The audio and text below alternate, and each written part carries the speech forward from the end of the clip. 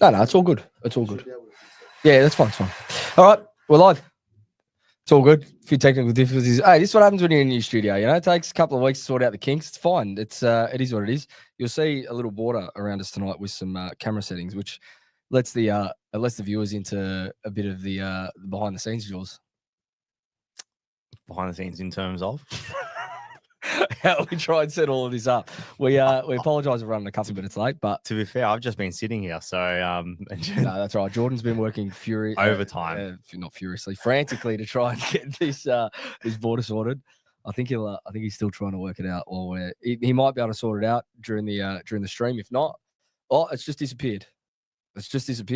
We've only got a little thing right here, which is fine, but whatever. I don't care. That's better. That's better than nothing. It's all good. We're back for another week. Second episode of the year. Studio. It's looking unbelievable. A few more upgrades this week. Jordan's been very good to us here at Mavros. It's nice. Blue lighting we've sorted out, or purple, whatever it is. Bit of a tinge. We've got some books up here for Jules. I don't know. We'll get something behind me. We'll get something behind me next week. But I'm looking on the screen now. This looks very, very nice, Jules. Anyway, how are you? Good, man. Feel like I'm at home. Yeah, it does feel like in Mavros Studios. It does feel like home already. We're gonna hit the intro and we are gonna get into this. 1, 2, 3, 4. It was clean. It was clinical. Like we executed to perfection. Now, I'd like to actually go into a few stats and I questioned Charlie about a month or so ago. That is so frustrating as a fan. All you needed was an extra 2-3%. On the podcast, you're a shit person. You're arrogant. You're obnoxious. I'm sick of it. And I reckon I've got 2 more episodes in me. Welcome, everyone, to episode 144 of the Almost Blues Brothers podcast, part of Blue Abroad Media Network, proudly powered in 2025 by the beautiful Mavros Studios here in Preston. And also proudly sponsored by... First off, you're wearing the shirt this week. I'm definitely wearing the shirt. Who have we got? We got Vortep, Petrov, backwards, of course. Backwards. It's Vortep clothing. It's good. Yeah, it's comfy. The t-shirts are very comfy. Great quality. Yeah. Lifestyle wear, active wear. If you need it, head to vortep.com.au. I'm quite be vortep.com. I'm quite surprised Petrov is able to actually organize quality of Well, I know a few of our listeners a couple of years ago bought some Vortep when they were first on board with us a couple of years back, and I've only had good reviews from people that actually went and bought some apparel. So if you need, coming into summer, you need t-shirts, that even not coming into summer, coming into winter, they got hoodies when it's a bit colder, we'll wear the hoodies. They got tech fleece. They got plenty of stuff for activewear. So head to Vortep online. Just Google Vortep. I can't remember if it's vortep.com.au or just .com. So they do hats? Not yet. You might have to talk to Petrov. Yeah, I'll speak to him. Also, St. David Dairy got the milk bottle in this week. I just finished it. Unbelievable. These guys in Fitzroy North, the cafe and concept centre there, St. David Dairy, the best milk I've ever had in my life, the best coffee I've ever had in my life, the best ice cream I've ever had in my life. And I will say that every week. That is unbiased. I don't care if they're paying us. It's the best ice cream you can have. I still haven't been, Joe. We'll go. And then lastly, last but not least, 3099 jerky. We've already gone through a bowl. Oh, demolished just sitting here. Very, very good jerky. So and sponsored by, oh no, I'm not. Head to, Oh, well, not yet. Head to 3099jerky.com and get your beef jerky there. It's all natural, no fillers, no additional flavors. It is very, very good jerky. And yes, this week, not sponsored by Carlton Draft, but the beers are back. After Bobby, the Bobby drinks last week are very good, which you can get at St. David Dairy as well, by the way. They were very good. The creamy soda, I know I'm still thinking about it. If so my employer's listening, I'm doing this for nothing for you. So, where's the kickback? We might be able to get a little CV sponsorship. Anyway, first off, before we get into the footy, done much this weekend? Or just actually, firstly, before I ask about you, because the third amigo still isn't here. Yeah. Still on his deathbed. I spoke to him. I don't know if you've spoken to him. He's done. He said, I'll just put it this way. He sent me a photo of his pillow. Has he done that? Drenched. It is drenched. Yeah. I'm not joking. Sweat. It was like as if you put the pillow in the Indian Ocean and he picked it back up, and it was just drenched. Dan has been crook for 2 weeks now. He's got a viral infection, a very rare viral infection. He's going to be fine. He'll be fine. He's just recovering at home. He's just finding it hard at the moment to even breathe, let alone speak. So we're hoping he's going to be back next week, and it'll be the three of us for the first time this year. But until then, you got me and Jules. What's wrong with Dan Lufalino? There's a few people in the comments asking about Dan. First off, Dan won't be watching. I can tell you he won't watch this. I know for a fact. Reckon? No, he won't watch. He didn't watch our last episode. How's that? That'll be 360 feedback when we get to it mid-season. He didn't watch. He didn't watch last week. And then I go, oh, have you seen the studio? Did you see what we did last week? He goes, I don't care. That's what he said. Yeah. So it's all right. It's fine by us. He's sick, so I'll give him out. But what's wrong with Dan? He is sick. He'll be back very, very soon. But until then, you got us and Jules. How was your weekend first? I spent the night with you on Friday night. Watching the game. Had kebabs. Oh, we need a sponsorship from them. From Just Kebabs. Yeah, from Just Kebabs. That'd be one to get. Yeah, obviously watching the game. And then what did I do last night? Last night I went to my parents' house. I cooked a paella for basically my whole family. And did you cook it or did your lovely wife cook it? No, I cooked it. I was on the tools. To be fair, I actually do a better job. Yeah. Which isn't surprising. No, I believe it. And yeah, it was a good night. A lot of food, a lot of drink. Good. Yeah. Yourself? I had my cousin's birthday, Corey, who's actually been on. Oh, yeah. Corey was on podcast last year. Now it's his 31st, so happy birthday to Corey. Where'd you go?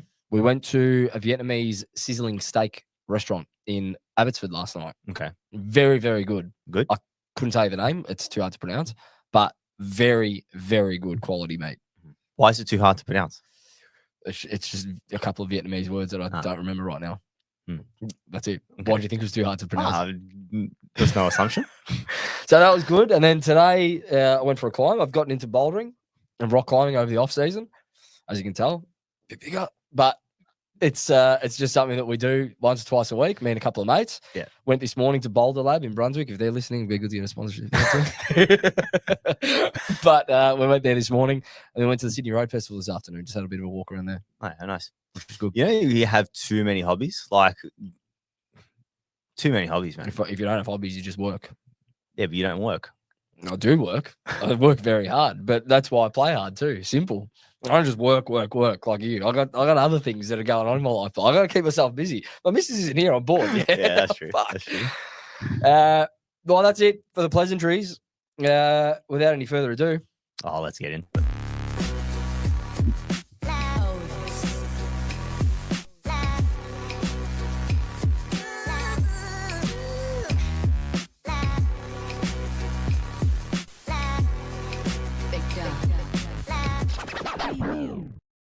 All right, we are going to do this now, so I don't forget, like I did last week. This is Carlton, presented by the Jumper Punch, a 2025 AFL season launch being held next Sunday at Open Factory in Reservoir. It'll be like a bit of a stage show, a bit of a live podcasting by the Jumper Punch. A few special guests, Paul Sebastiani, obviously there as part of the Jumper Punch. The Monday Blues will be there. We'll be there. Bucky from My Blue Heaven's going to be there. A few past Carlton players will be there as well. You can still get tickets for next Sunday. It is a long weekend, so you can go hard on Sunday because you got the day off on Monday. Use the code TJP10 when you purchase 2 or more tickets for 10% off. Now, I think you go to trybooking.com is what the link is. But if you need the link, head to the Jumper Punch's Instagram and you'll be able to get your tickets there. But we'll be there. I think we're on at 5:30. I think the day starts at around 4 in terms of like just the opening and whatnot for the day. We'll be on at 5:30 for about 15, 20 minutes, and then they'll get a few other guests in. So it'll be good to see a few people there. I'm looking forward to it. More so, obviously, to see people there and have a bit of a conversation with them. I'm sure, obviously, they've been listening to the show and whatnot. So, yeah, it'd be good to give back. And for anyone that's just joined us, I've got a little microphone leveler here that you can watch. If you speak, Jules, I think the right one comes on. Go. Is that right? No, it doesn't. It's just the left. That's fine. Anyway, that's just we'll sort out these technical difficulties in the next couple of weeks. This is what happens when you got a new studio. All right. A few comments here. Oliver Lynch getting smart in the comments. How's your golf game coming along? Actually, I'll wait till Dan gets back to talk about golf because he thinks. Did you just have a hit? No, but he wants to have a hit now. So if you've been with us for the last couple of years, Is he capable? if you've been with us, I've been trying to get him onto a golf course for how long? They keep saying no, He is. no. And what have I always said? Why doesn't he want to play me? Because I beat him. Mm. Now he reckons he's good enough. He goes, "Oh, we should have a game sometime." Yeah, that's where it's at. Terry, Joe's Wi-Fi. What about it? I hope the Wi-Fi is good. If our connection's no good, let us know. But the connection in the new studio has been good. All right, enough mucking about. Done that for long enough. We're here for one reason. We had a practice game on Friday, the only official preseason game for the Blues against GWS. Shall I read the match report? Should we start doing this again? I think we should. Yeah? Yeah. All right. Well, while I get this up, Jules, It's an official game, so while I get the match report up, Tell just me. give me top line in 25 words or less.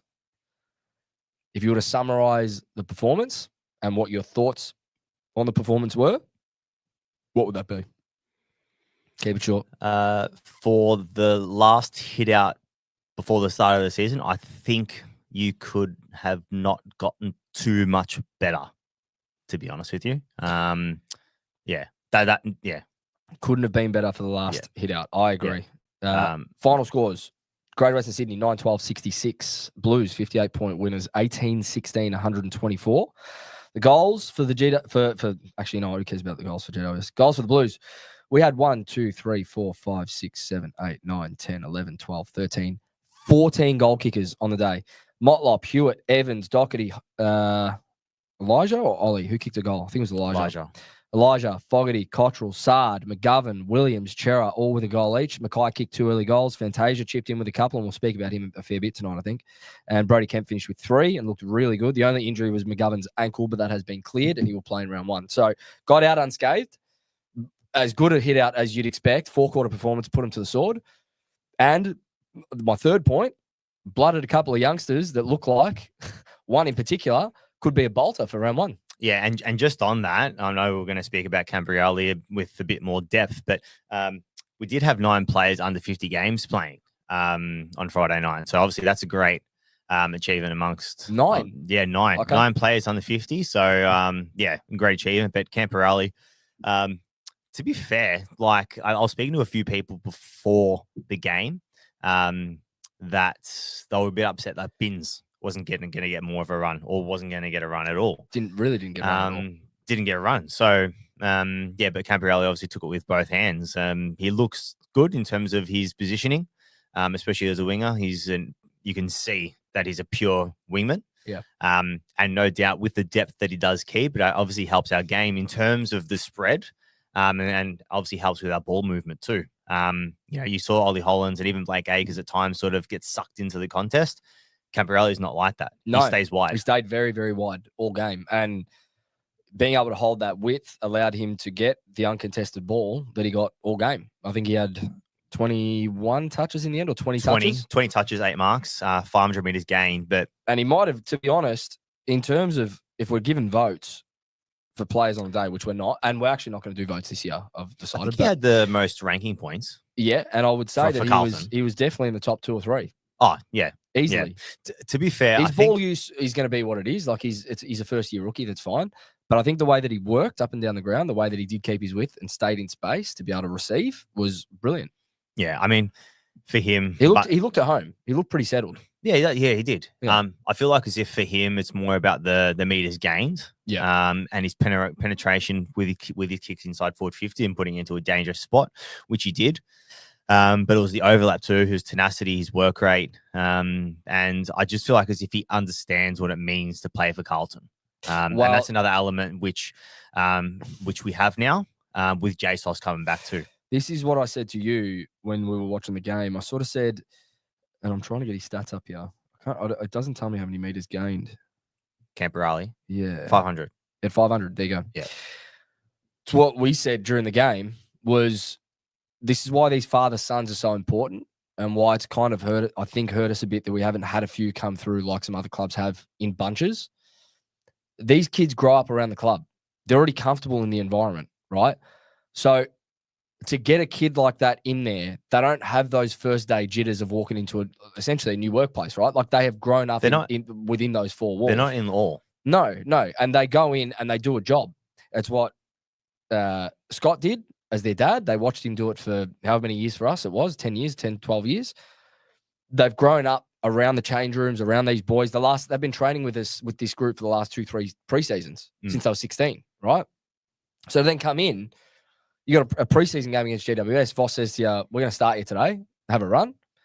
You're not feeling like you're out of place, like you belong there. That's how he would have felt. It's how he looked at the end of the day, and it showed with his output. And I think he's a genuine bolter for round one. I think he plays. I think he plays. The thing for me as well with the Camperralli brothers, and obviously when Ben obviously starts to have a run too, eventually. The thing for me, with the Camperralli brothers is not only do they have a father who played for the club or at AFL level and just in general, but also on top of that, they have a father who's coached and coached recently. So in terms of the game, sort of, being up to speed with the way the game's being played and so on. And not only that, he was a senior coach in spurts as well. So he did take at Adelaide. He took the reins, he took the reins for a little bit as well. So, it's a massive help as well, having a dad that's been able to do that too. And in that sort of field, because the experiences and the knowledge that he's able to pass on down to his sons, essentially, is no doubt going to be able to benefit them and the football club. For sure. I was very, very impressed by Lucas. And of the two coming out of the draft, I think we all thought Ben might have played before Lucas. Lucas, from what we understood, maybe had a bit more development to go, but he looked... If Ben's the better of the two, I can't wait to see what Ben does, because Lucas was brilliant. Absolutely brilliant. Yeah, because like with Ben, obviously he was a higher pick. Yeah. And obviously he was talked about it being obviously the better brother, but in terms of necessity, we probably need Lucas more. We probably need Lucas more. Yeah. Especially with Ollie clearly dropping behind the ball now, and we'll talk about Ollie in a minute. But Ollie dropping behind the ball, playing off half back, there's a gaping hole. It's actually not just Ollie either. Cottrell is not playing a wing role. He is half forward, deep and up to half forward, and that's it. That's his space from what we've seen in the two match teams. So we do need a winger. This is probably leads us to the next point that I want to discuss, is Doc, which we spoke about last week. Doc played. He only played a half, pretty much. I would even think maybe played even less than a half in terms of percentage game played, right? Elijah the same, and we'll talk about Elijah. But on Doc, because it sort of surrounds this conversation of Ollie, Doc, Cottrell, Akers, Camperralli, all can play wing. Cottrell and Ollie clearly have two very redefined roles this year. Akers is going to be a winger all season. Lucas looks like he can step up. Where does Doc fit? Because watching the game, it just looked like he was floating at times and he didn't actually have a set position. Yeah, it felt like as if he was playing a little bit behind the ball as well, in patches, but then there were some times where he was around the ball too.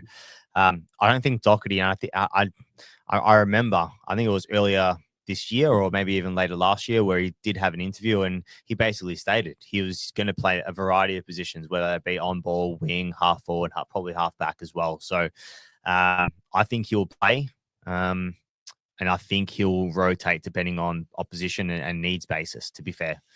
Keep in mind, he played a half and still had 13, 14 touches. He was still able to get the ball. But he did look underdone a little bit. Yeah. Preseason game, there was some times where, it was a handball receive and he fumbled, or, it was a mark and he fumbled and so on, those types of things. Obviously a little bit of a question mark, but I still... in the live chat, Doc did okay, but looked hesitant. Yeah. And he did. Yeah. I don't know if that's just getting some confidence back into his body and his knee and all that sort of stuff. It probably is. There's a lot to do with that. But he did look a little bit proppy at times, and he looked like he couldn't pull up like he used to and change direction and whatnot. I'm sure that's going to come. But again, leads me to the next point, and I mentioned Elijah too. In both match sims, Elijah's played a half, Doc's played a half. Doc played... He played more of a full game against the Saints. Yeah. But I'm saying across the two games, we've had two players that everyone would think is best 23 come around one that have only played a half of football in one or both of those games. Does it come down to fitness? Are they just not fit? Are we trying to get some match fitness under their legs? And if so, do we even play them in round one? Do we just say, boys, off to the VFL, go get your match fitness, go get your legs under you for the first one or two rounds, and we'll bring you in when you're fit? Is this where we've got to be smarter as a club with our match fitness this year and player management, where regardless of the name, regardless of how good you are, do we have to look at it and go, if you're not 100% or 90%, neither of them look at the moment, do they just have a week? I agree with obviously your second part of your statement or question, but I'm not sure. I'm not sure of in terms of what's happening internally at the footy club in terms of Doc's fitness, and same as Elijah. I have more question marks on Elijah, to be honest with you, purely because he's definitely played less minutes, looked more underdone for me compared to Doc. Just in terms of getting around and having a greater impact, because you saw him last year in terms of when he was coming on and his skill levels and his ability to find pockets to receive the ball and be a bit of a connector between midfield and forward. He wasn't able to do that in either parts, in either halves of the games, 2 games that he did play. He did kick a goal. And he did take it well.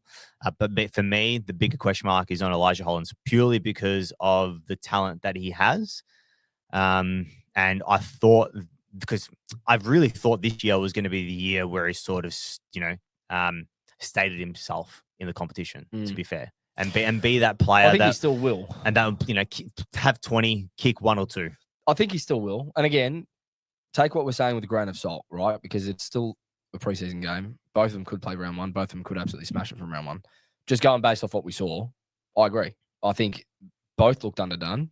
I think Elijah in particular, I would be expecting him to play 100% of game time at this point. If he's not, clearly there's a question over whether or not he's fit enough or whether or not he's got the confidence of the coaching staff, because one of the two, right? So you're not managing him to 50% game time in your last hit out of the season if he's a walk-up start to round 1, is what I'm thinking.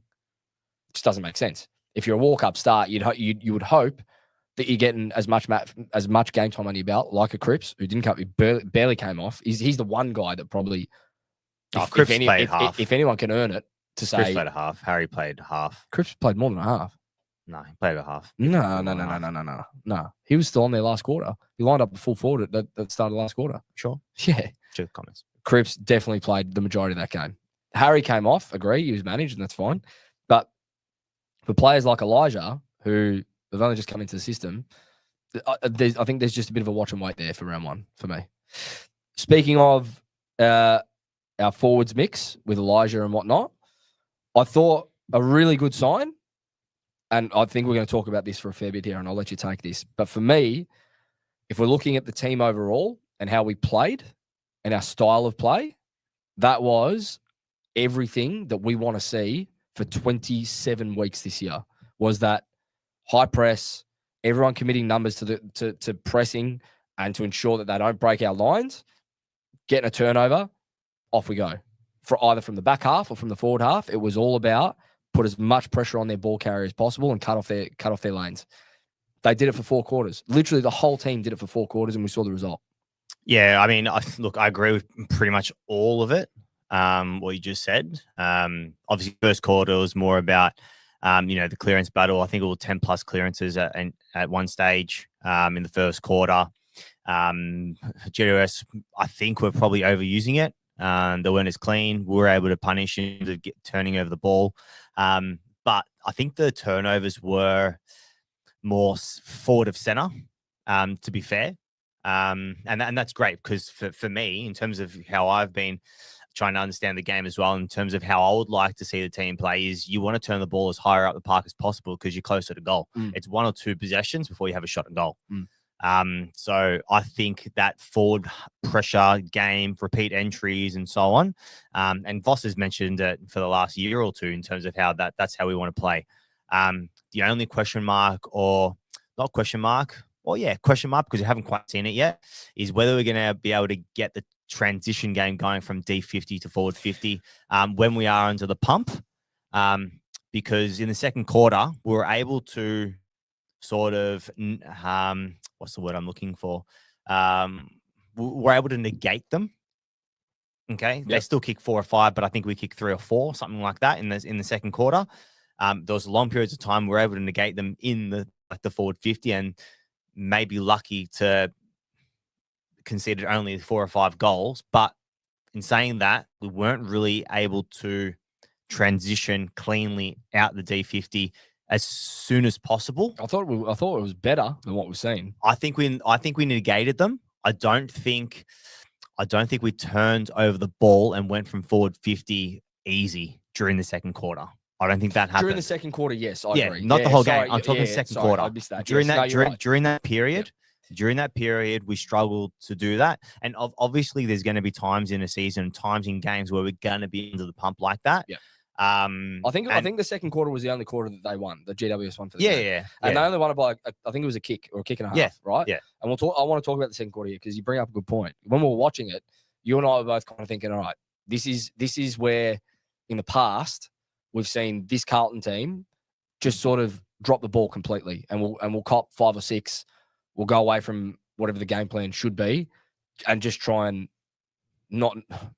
You're talking about negating through turnover, but we usually try and negate just through junk possession and like kicking it about long down the line, trying to get repeat stoppage. What we didn't do was that we still tried to play.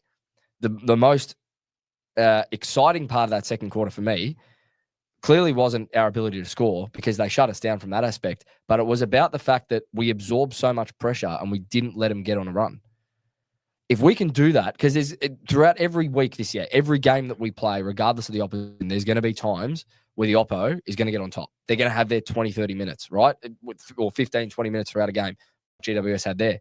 How much can we absorb, right, through a full team defense, not just our back 6, copping entry after entry? How much can we absorb? Can we try and continue to gain territory like we did in the second quarter so that we're not allowing that repeat stoppage or not allowing that repeat entry? If we can do that most weeks, we're going to be very, very hard to beat because for as much possession as GWS felt they had and as much dominance over the game for a 10, 15 minute period that they felt they had, they beat us by a kick in that period. It was 3-2. Yeah. So you do that each week, mate, that takes you a long way, long way. I just feel like as if in that quarter we absorbed more so than using our footy IQ and structures and system to try get a stranglehold onto the game. That's what I felt. And with players like Weeders, players like a Haynes, players like a Gov, Sard, and all those types of players have great ball use ability in terms of trying to hit up targets.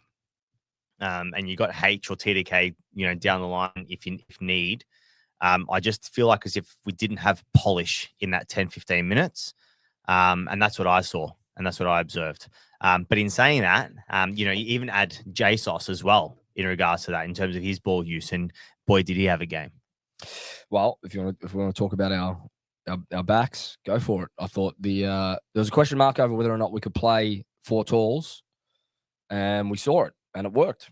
And I think it worked for me in particular because they're not 4 key defenders. They're 4 talls, but they're not 4 key defenders. There's 1. Maybe 2 with Sauce, who has the bigger body and maybe isn't as mobile and agile as what a Gov is. But if you're talking about 4 talls, you've got Wiedering, who's the key defender every week, takes the best forward, right? That's your bread and butter. Sauce can take the second if they've got a second, right? Body on body, 1-on-1 all game.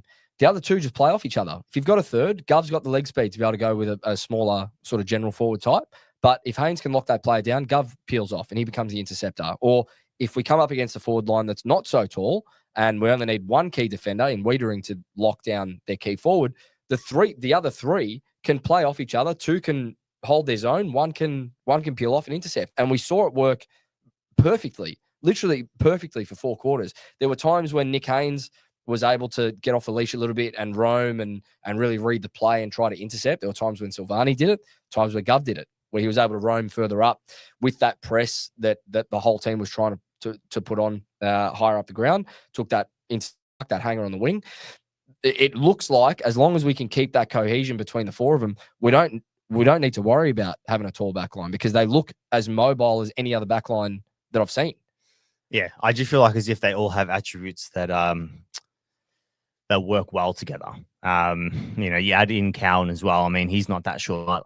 So, but he does have the ability in terms of his movement as well to play on, a hybrid or a small as well. So I just feel like as if the system down there and the players that we do have, they all complement each other. They do. Well, clearly, and it looked like for a back line, really, that has not played a game together. Sauce, Haynes, both brand new to that system. Brand new. Wiedering and McGovern, they've played with each other enough to be able to play off each other. But between the four of them, they looked like they'd played 100 games together. I know it's just a practice match. I know there's only so much you can read into a preseason game. But at the end of the day, if that's what we're going to get from that back line, it was like a brick wall. Repeat entries, I'm not even concerned with, because even if it gets down to it and we are hemmed in, they're going to do a job. They're going to do a job if they can do that each week. It's almost going to take an opposition team to deploy a forward tagger, like a half forward tagger or a small forward tagger on one of them, like we did with Tom Stewart. If that cohesion's there, you're going to have to take one or two of them out because the influence is massive. Yeah. I mean, the defense has done really well, even in terms of being under the pump as well in the past. So, no doubt they did well. I think overall, in terms of the game, though, I think it was the team defense that I was actually more happy with in terms of how we performed. Obviously, stepping up when we needed to. They did get at the back of us a little bit, but didn't really penetrate in the first half or at all in the game, really. So I just felt like as if our system and our want to defend, and that's the key here. I think because everyone has ability to defend, but I think the players actually wanted to defend. Clearly, the intent was there. You can clearly see it compared to the St Kilda game, and definitely compared to last year. I feel like as if we've got that back half of the year of 2023 where Voss was arming and ahhing about, post that Essendon game, where it was all about defense and team defense that we wanted to get better at. And he's obviously, they've been speaking about it in the preseason, and you saw it. We kept GWS under 60 points. And not only that, they looked bad. They didn't look great. 38%. Yeah, they didn't look great. They looked pretty poor. But our pressure definitely tipped into that. You go at 38% because the opposition was relentless, especially in the way that we started the game. I think GWS this preseason, they haven't been too crash hot. I actually still have them as flag favourites. I think they're going to put it together at some stage. They got too much class there. But across their two preseason games, they haven't looked too good. But I think they expected us to come out with the intent that we did. Like we were fiery. We wanted the contest. We wanted to be all in. And to do that in a preseason game, as much as a lot of people think it means nothing, it sets you up. It sets you up to hit the ground running start of the season. So I was very, very impressed by our intent. I tend to agree. Just quickly, thoughts on Sauce down back. Looked good for me. I think big tick. Looked very settled. And we're obviously speaking to Jordan here from Mavros Studios, and a little plug. Look at him go. Little plug. Because obviously he's a Carlton supporter, and I like that, and to be fair to J Sauce, it's like as if he hasn't missed a beat, and going back to play, in defense as well. I'm not going to say that I'm not going to say I told you so, but I'm not telling you. I'm telling everyone else. There. Right? On the screen. That said to me last year, we had a couple episodes where I was talking about Sauce down back, and there were a lot of comments, and I even put out an Instagram video about, I think we were linked to Will Hayward at one point. I said, well, what does this mean for Sauce? Put him down back. It's in his DNA. There were a few people, I think Pommy was actually one, that said just because his dad was a defender doesn't mean it's in his DNA and he's gonna rip it to shreds. It's one game. I don't care. It's in your DNA. Yeah. I still stand by it's it. One game, I'm saying, I spoke about this 6 months ago. It makes sense. And it doesn't just make sense from the perspective of his dad was the team of century fullback. Put him there. It's in his DNA. I'm not saying that. Clearly, it's going to help because if you do come from that mold as a defender, think about Sauce Jack growing up, right, with his dad. He's not teaching him how to kick goals, man. He's teaching him how to fucking ear massage, right? You know what I mean? There would be elements of that too there. But not only that, we've been crying out for a key defender to be able to play off for how long? Lewis Young didn't work. There's no chemistry there. We know that between the two of them, right? It just doesn't work. The only other big body utility outside of Kemp that you can look at on our list prior to this offseason was Silvani. it makes sense. Yeah. He's a big body that can lock down. His field kicking is very, very good. His football IQ is up there with probably some of the best on our list, right? And he can hit a target. He takes his time with his disposal. It all makes sense to me. And he's got hands on him. He can mark, he can spoil, he can do whatever he wants. He's a big body. It's just made sense for so long. I'm glad that we're now seeing it because I hope it continues throughout the season to the extent of what we saw in that preseason game. Yeah, for me, I feel like as if the one thing that JSOS does have, I think, not over other players in the team or other players in defense, but it's that want to defend. It's that ability to want to get stuck in, the ability to want to grind, the ability to, to do all those ugly things. And he's always done it. But as a defender, you need to have it. I think he's the one that can sort of lead the way in that regard. For sure.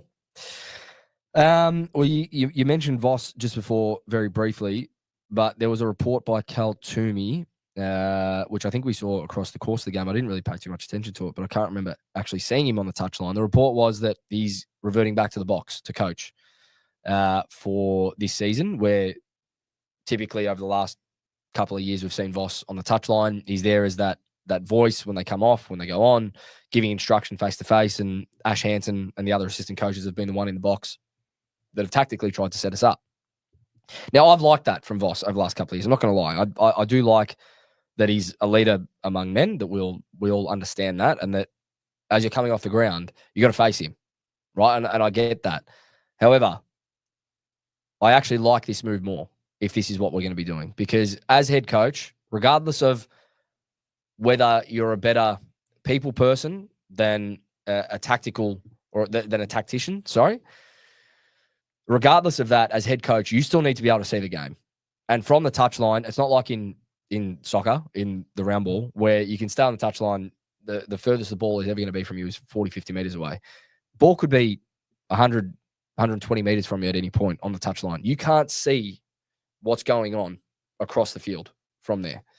I think it's a good move. It allows him the ability to see the full ground. It allows him to make adjustments in real time with his assistant coaches next to him to say, what do we need to do to be able to stop this right here and now?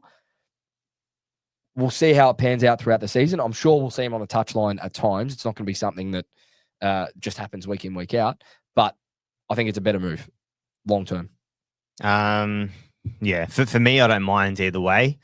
It just depends on who you want to have more, not more ownership, but more of an understanding of who's going to be able to interpret the tactics of the game.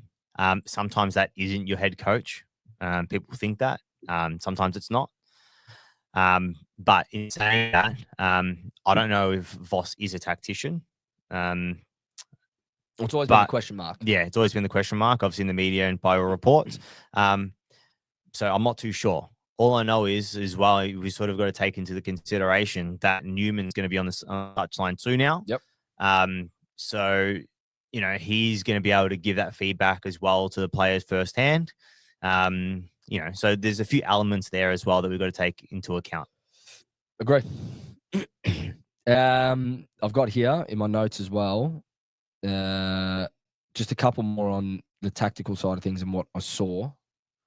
I don't know if you'd call this tactical. Maybe it's just intent. But even from the St Kilda game, I think I mentioned last week, I was impressed by how creative our forwards looked to be. They were really trying to be play a bit more on instinct, try create in different ways to what we've seen in the past. I think we saw it in full swing against the Giants. The combination of Fantasia, and we'll get into individual players in a minute, but Fantasia, Fogarty, Motlop, Cottrell, those four, and the way that they worked, whether it be a little bit higher up the ground to try and force turnover and then go, there were so many. There would have been at least 3 or 4 passages of play where I saw from one of the 4 of them, and then we just went, and it was like a wave. All 4 of them just went together. Well, one of them was Fantasia's goal. Yeah, it was, and he took it very well too. So it looks like that forward group is humming. Like those smalls, they're just already locked in with each other. And it's going to be very interesting talk about Brody Kemp in a minute because I made a comment to you during the game. I'll get your thoughts. But it's just going to be very interesting once Charlie's integrated back into this because he's a very different player, right? And he's a player that, unfortunately, because of how good he is, at just raw talent-wise, when you got a player like that, your system tends to gravitate towards that player and wanting to fit that player in. So with that said, the Smalls were really good. I thought the way that they worked off each other is really good. Harry has looked really, really good in these 2 games without Charlie. The other one is Brody Kemp, who didn't get a run against the Saints, played a full game against GWS as that second tall, but ended up basically being our only key forward target after basically from the second quarter onwards. Looked really, really lively and really good. He's got great leap, great athleticism, great speed on him. Everything that you want from a hybrid tall forward. What are your thoughts on how Charlie is going to reintegrate back into this with some of his limitations? And again, I'm not doing this to pot Charlie. It's not. But he does have his limitations for as good as what he is. And do we need to maybe think about getting him out of that space a bit more to open up that forward line for the others to get to work based on what you've seen? I think it's going to be interesting once everyone's fully fit who comes in. Well, not really who comes in because everyone knows Charlie's going to come in. Who goes out? Because you're not going to have those 4. Kemp, Charlie, Harry. You know what I mean? You're not going to have all those 7. Yeah. You know, you might have, then you got Elijah, so I think it's going Williams, to be Williams too, so it's impossible. Even if you take out Elijah and you have those other 8, you're not going to have those 8 in the team. One of them has to come out. You're going to have that 7. So it's clearly Kemp that comes out, right? So Kemp doesn't play. Kemp will have to come out, right? Yeah. Even though, to be fair, I think for structure in terms of what he actually brings, potentially it could possibly be better for the team.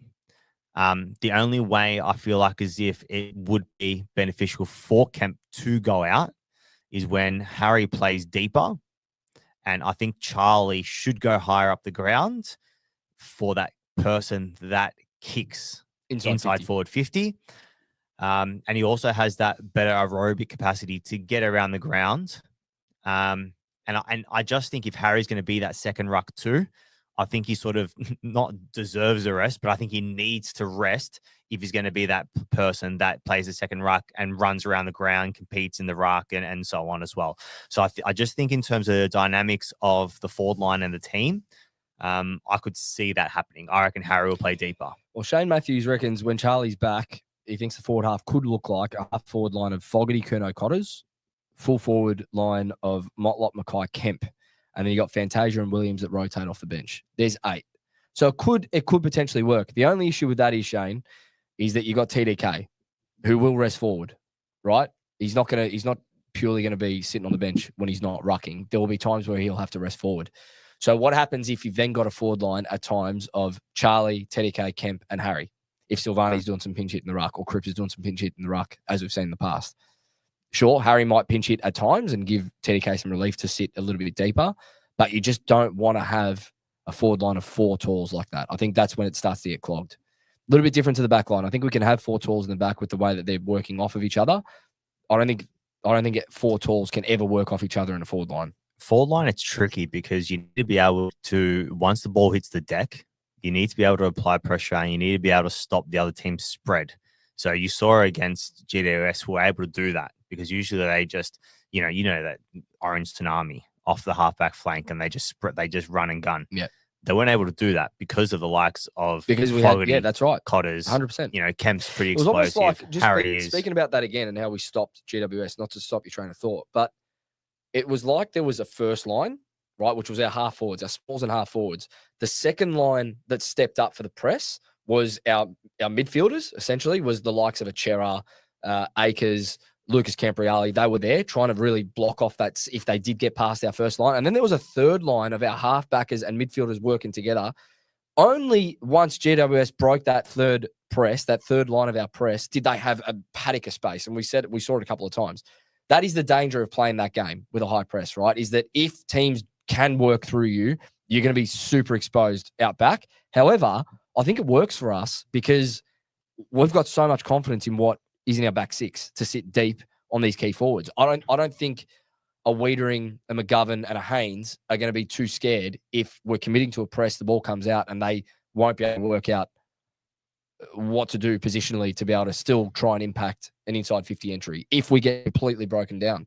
We're not going to get broken down every single time we press either. You're probably going to either create more turnover or halve the contest by doing what we're doing and having those lines of defense for teams to break through more often than not. So you might cop 3 or 4 turnovers a game that look really bad. 3 or 4 patches which look really bad because teams get through us real easily and they work out that press in that moment. But I think overall, that's going to work for us way better than what our last system, well, what we saw last year in terms of the system was. Yeah, I just feel like as if it depends on like team that we play. So, for example, with GWS, I think without Briggs, without Green, they couldn't really get their clearance stoppage games going.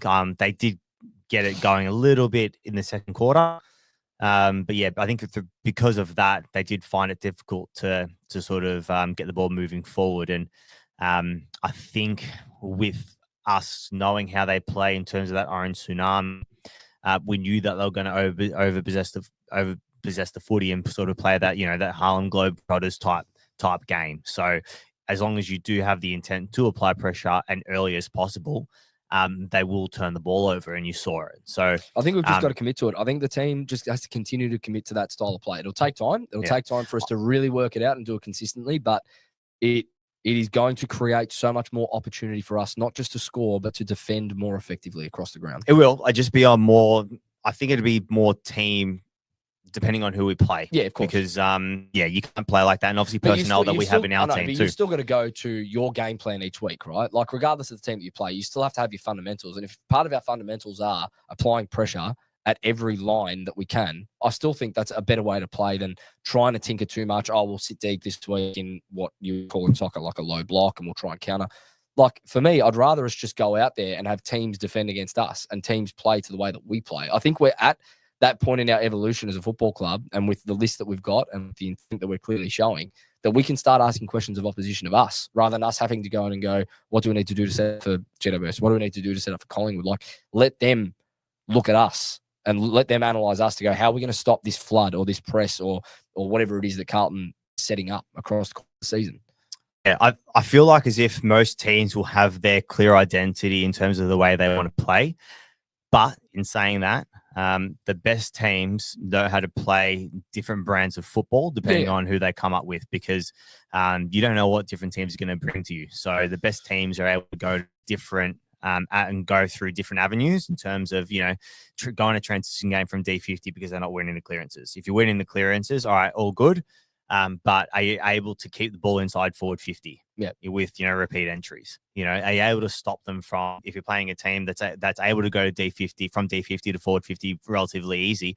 Are you able to stop them and prevent them there because they don't have a clearance game going? So there's different avenues in which we have to play. If you want to be the best team, you have to be the best at almost every like not the best at everything, but you got to be the top 4, of course, of everything. Of course, and it just seems like a very effective way to defend the ground. I think bottom line, we can agree that the way that we defended the ground was a lot better than what we've seen especially in the back half of last year. Whatever we were doing last year, I think the way that we ended the was not working. I think we moved, very, very well. We moved as a unit. There was cohesion across multiple players. It wasn't just one player or 2 players trying to execute something. It looked like an entire unit of that team. I'm also talking about fitness levels though too. True. I'm talking about in terms of running. I felt like as if we were running like on top of the ground, not like we look fit. You know what I'm trying to say? That's what I felt. Last week against St Kilda, it was very difficult to be able to see what we're doing because the conditions were 35 degrees and it was, not hailing, but it wasn't hailing, but it was blistering wind. Yeah. It was blustery. Blustering wind. Blustery. Blistering. Blistering is heat. I make up words. Yeah, we know. Speaking of, let's go to a few individual players. You mentioned Newman earlier. He's on the touchline. He's out for the season. And my question last week was, who's going to play that role that he's playing? I really like who I saw in that role, and it was Saad. Saad pushed up to the back of stoppage, especially earlier on in the game. He looked like he was the one that's going to push right up to the back of stoppage that we're going to try and feed out the back. And the difference, what we're trying to be doing with Newman the past couple of seasons. He's been the one that receives out the back, can set us up with a kick on a 45, or he can just try and hit a kick down the line. He can maybe break through a little bit of traffic and whatnot. With Saad, if Saad can play that role effectively, not only is his kicking very, very good, and he can hit a target inside the corridor. What Saad has that Newman doesn't have is fucking leg speed. And if Saad can hit a kick playing that role inside the corridor on a 45, not only will he hit that kick, he'll receive and go. And all of a sudden, we've broken a line just through one player being able to take on a defensive line that might be set up. I pointed out to you very early on. It looked like he played that role for the majority of the game. Is this something we're going to see all season? Is it something that you think Saad can execute, and is he the player that should fill that role that Newman's left? I don't know whether we'll see it all season. Do I think we should see it? Yes, I do. I actually just want to see him closer to goals. So, and what I mean by that is I want to see him higher up the park.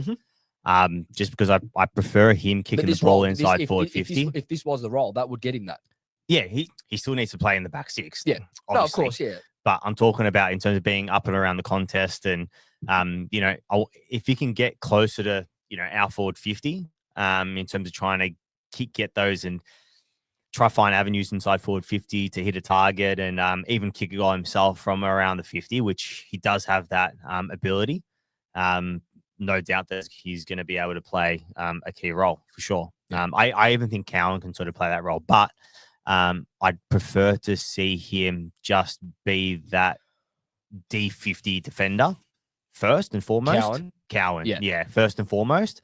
And obviously with time, I definitely see him playing higher at the park as a defender. We've got a good one with Cowan. I think his development, to watch the way that he's developed over the last couple of seasons, and especially in that pracky, he looked like he was just as comfortable as anyone out there. I know J-Sauce, I said before, in terms of his want to defend, he's another one. He's another one that genuinely just wants to defend. And he's another one that can kick. Yeah. He was very highly touted coming through the under-18s, I remember, as a very, very good kick. So it'll be interesting to see if he's got a little bit more license to play with that this year. But I think, defensive first with Cowan, and he looks pretty solid for, I think he's under 20, right? Yeah, 21. What did you think of Faz's game? I know we touched on the forwards, but we didn't really touch on Faz in particular. I just feel like you tell me first. What were your thoughts? I think it was probably the best not best game for the club. I wouldn't say that, but I would say it's the best I've seen him with and without the ball. Last week's game against St Kilda, you could see that he was moving better. Way better. This game now against JUS, he was on another level in terms of that. It looks like he can really impact, I think, this year. He's got his explosion back. I feel like he's more comfortable and confident within his own body. So because he's got player, but I don't think explosive. It's more he's silky. Yeah, he's just got a lot of class when he's got time, and I feel like he's finding space in these last two games. He looks like he's finding that space on that half-forward role a lot better and a lot easier than what he was last year. Yeah. So it looks like he's settled into the system, settled into the club, settled into his body after coming off a couple of seasons of injury. Not that I want to blow the lid off it with Fantasia, but if you can get a player of his quality back to close to his best, very, very close to his best, that's a huge addition for a forward line that's been screaming out for that type of player for a long time.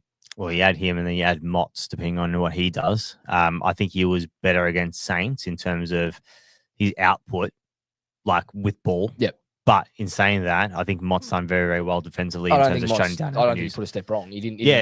But he did 4 times. But yeah. So for me, even Motts. Yeah, Fantasia. I'm with you. I think. And Lou Foligno in the comments here, he's hit the nail on the head. It looked like he was running on top of the ground. It actually looked like he was very, very confident in his body, which at times last year he looked hesitant. Like this forward line, it's an intriguing one for me. I think if we get it right, we've got the firepower and the capacity to become a very, very damaging team very quickly. If we can get that cohesion and that structure right week in, week out, depending on how quickly we can implement it. But it's going to be interesting, especially going into round 1 against Richmond. I think this forward line could do something silly. Like very, very silly. Against a Richmond defense, which I watched against the Pies earlier in the week. They are terrible. And it's no fault of their own. Like they had their dynasty, they've got to rebuild. Like it is what it is. A lot of their premiership players have left, but I am very much looking forward to round one now. Very much looking forward to a couple of weeks' time. I think it could be a bloodbath. It should. No, it could be really ugly. Very, very ugly. Well, it should. I don't know. So I'm not saying it will. Especially be, if we bring that intent, I just don't think Richmond can match that intent. I don't think their kids can match that for 4 quarters. Yeah. Are we doing the preview next week? Yeah. Yeah, next week we'll be doing a season preview and a round one preview. Right. Hopefully dance back to that. Yeah. The player as well, which we sort of haven't touched on. I think we touched on him last week a little bit, was Chera, for me. Yes, very good. Actually, I've got a stat here before you go ahead with Chera. Like, can I tell? I don't know. I don't know if you read this. Adam Chera, 57% time on ground. That's all he played. Looked like he was out there for a lot longer because he had 21 disposals, 10 of them were contested, kicked a goal, 7 score involvements, 5 clearances, 5 intercepts, 4 inside 50s, 4 rebound 50s, 4 ground ball gets, 455 metres gained, 18 pressure acts, 3 score launches in 57% time on ground. Those numbers are reminiscent of that Collingwood game when he played 50% of the game and he was best on up until halftime before he did his calf or hammy, whatever it was. Yeah, hammy. So, yeah, go. Take it away. What you just said. I just think he's always had the ability. I know back end of 2023, he was sort of coming his own. He was leading our best and fairest count as well, John Nichols medal. If he's able to stay on the park with the likes of Cripps, Hewitt, Walsh coming back as well. And obviously, running through, we did have Williams run through there as well, Elijah and so on. Actually, that's a good point. We'll get to that after you've done running through the midfield, like I said, a bounce at certain times. With them running through, I just feel like the dynamic's going to change a little bit. Well, about what we spoke about last week with Jagger. So we spoke about Jagger Smith last week and the hole that he's going to leave. I put something to you that we actually saw in this game was, does it now force us to play with the centre bounce mix a lot more rather than just going to the same 3 or 4? Do we have to bring in an Elijah, a Fogarty, a Williams, a Motlop, or someone that can run through the middle at a centre bounce just to be a bit more dynamic? We saw it all game. Obviously, in the last quarter when the likes of Cripps and Hewitt, Chera were benched and that was it, game was done. It was, I think we had Doc, Motts and Elijah or something, Lord or something there at once. Yeah. We're not going to see that during the season, but we did see in the first half when we had the majority of our better players on the park, it was Cripps, Hewitt, and Fox. Yeah. Or it was Cripps, Chera, and there was another one that stood out to me. Williams. Williams was there. Williams was there. Yeah, Williams was there. So I think if we throughout the season and with that centre bounce attendance mix, when you come up against the side that's killing you in clearance, it just allows you to, if you can change the magnets on an oppo that feel like they've got the wood over you all day, if you bring a Motlop in there and all of a sudden he breaks through a centre clearance or a stoppage or whatever it may be, all of a sudden they're standing there going, all right, shit, we've got to think about him now, or we've got to think about Elijah coming through, we've got to think about Fogarty coming through, like whoever it may be, rather than just the same 3 every time or same 3 or 4 every time. It was a good look. I like that. I don't think we've done enough of that the last couple of seasons. Yeah, I feel like as if that will change too. I think Cripps will spend a little bit more time forward. I think the others predominantly will play midfield though. Or be on the bench. Like I don't see Hewitt playing anywhere else or Chera or Walsh should probably spend a bit more time at half forward as well. But yeah, I do see the likes of Williams and Motts. Rolling through. Yeah, rolling through. Yeah, just at times, just have a little pinch hit in there. It's it can only work to our benefit if we stick with it long term. So let's hope to see a bit more of that. That's all I really had for the game. We've already gone for an hour, so I don't know if you've got any more that you want to cover off. But I feel like we've to death. Cracky. TDK just took the piss again. All right, yeah, let's talk about TDK to finish off. Off you go. Take it. I don't say anything. How about when he burst? Got 3 hanging off him. Just some of the stuff he was doing was a joke. Anyway. He took on those 3 Giants players like they were nothing. It was just like the seas parted for him. Off he went. Look, he's a beast. No, he was playing against Keith or whatever his name is. He was playing against Keith in the ruck for the majority of the time. So you got to put into perspective. He dominated against I wouldn't even call Keefe a second ruck, like against the key defender, right? So which we saw him do against Sam de Koning last year against Geelong, and that's fine. I still think Tom is going to have a breakout. Yeah, everyone does. And I think when he comes up against the likes of a Gawn or a Grundy, it's going to be very interesting to see how he goes as a solo ruck for the first time, really. The only other question I've got over Tom still, as good as what he is and as good as what it looks like he's going to be, some of these clearances are still very ineffective. And it just looks like it might run us into trouble if the opposition can put enough pressure on his kick at times. Like it's those quick ones out of the ruck and he just tries to belt it forward and it goes 30 meters high, 20 meters forward. And it's like, all right, it goes down as a clearance on the stat sheet, but is it effective? Probably not. That is the only thing on him at the moment is can he become even more effective in that area? Because you don't want him to have 10 clearances a game, but 6 of them are ineffective. I would say though, I could probably say that to a The lot of majority our players, midfield. Of course. Yeah, but if he's going to really take over at stoppage, like we're talking, if what we've seen, he's just going to bully, and he's just going to try and brutalize midfields on his own. That's fine. Yeah. But again, that means he's probably going to have 10, 11, 12 clearances sometimes. You just don't want 6, 7, or 8 of those being effective because it's like we probably could have been more effective. What was his game time? Trying to get out of it. Do you know his game time? We'll get it up on the app. He looks brilliant. I'm not putting him down. We could question any player. Looks brilliant. He's gonna tear the comp apart. His game time was, I don't know. I can't say it. I'm not sure. Is it on an app or not? No, I got nothing on. Unless I'm blind. Anyway, I don't know. It looked like he played the majority of the game though, outside of the last quarter. I think Lewis Young came into the ruck for the last quarter, basically on his own. So anyway, that's it. I think it's just going to be. It was as good a final dress rehearsal as could have asked for. I wanted 4 quarters. We got 4 quarters. That was it.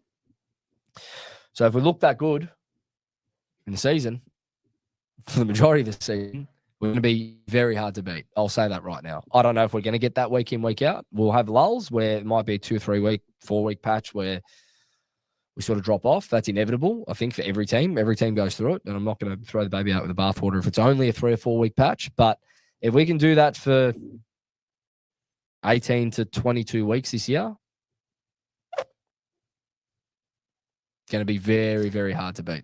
It's doing it at the right time. And at the right time, of course, which the watch for me is, like we said at the start, very, very start, coming into round 1. If there are a couple of players that look underdone, Doc, Elijah, whoever it may be, do they play or do under this new fitness program or the new fitness boss, does he say, go get your legs under you in the VFL, go get some game time, go get some match fitness, we'll bring you in when you're ready.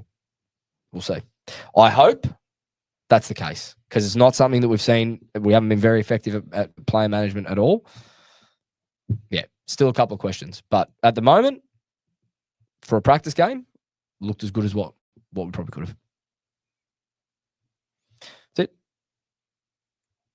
You want to sign us out? Go Baggers. We'll go up to the... No, do you want to go? This is Carlton next week as well. Again. Do you want to say that again? Just so that's a good call. They probably this is Carlton. Came in late. Jumper Punch. Yeah, if you did come in late, Jumper Punch presents This is Carlton next Sunday at Open Factory in Reservoir. Starts at 4:30. We will be there. We'll be on stage at 5:30 talking to the JP boys. There's some other special guests there. Paul Sebastiani, obviously. The Monday Blues will be there. Bucky from My Blue Heaven. A few past Carlton players as well. Will Ange Christou be there? I think Ange, knowing the relationship they've got, I think one of those past players might be Ange.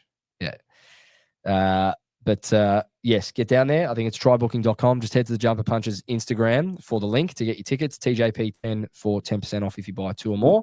Hope to see as many of you there as possible. And then after that, we'll be back in the studio, 7 p.m. live still next Sunday for a full season preview. We'll do our predictions as we usually do. We never really revisit those. I might bring up last year's preview that we did and see how many predictions we actually got even close to. I reckon not many at all. No. Yes, we'll do a season preview. We'll do a round 1 preview versus Richmond. Hopefully, there's a third back. Hopefully, he's not dead. if he's watching, we wish him all the best. But Jesus, for something to knock Dan around, it's pretty serious. So anyway, hopefully he's here next week. And until then, what do we say, Jules? Up the baggers.